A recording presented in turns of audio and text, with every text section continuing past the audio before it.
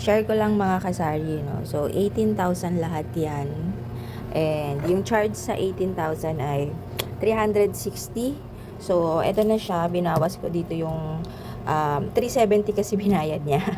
So, may tinubo pang, may balato ng 10. So, yung 170, tinabili ko ng ulam. Tapos, may nagpa-load din tayo sa atin ng 50 pesos. 55.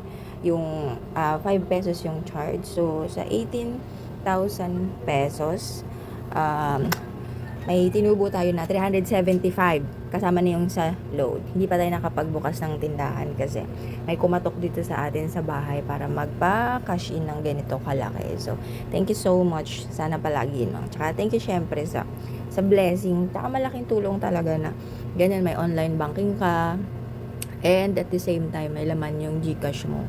Kasi syempre, 'di ba, pag malalaking transaction, alam nila kung kanino lalapit pag may regular customer ka. Kaya malaking tulong talaga yung GCash. Cash in, cash out, Maya, online banking, mga load, at pay bills sa tindahan mo. Sabi nga nila kung before, sari-sari store lang, tas pag magpapadala ka ng pera, pupunta pa sa Smart Padala, sa remittance center, malayo.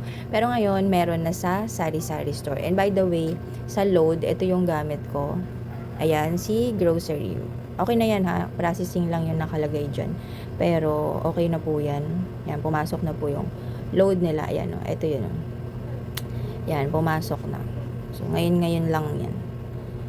'Di ba? Tsaka may rebates pa tayo kasi 4% ang rebates ni grocery bukod dun sa patong ko na 5 piso. So, sa pinaload niya na 50 pesos, may rebates ako na 2 piso. Ayan yung 2 pesos.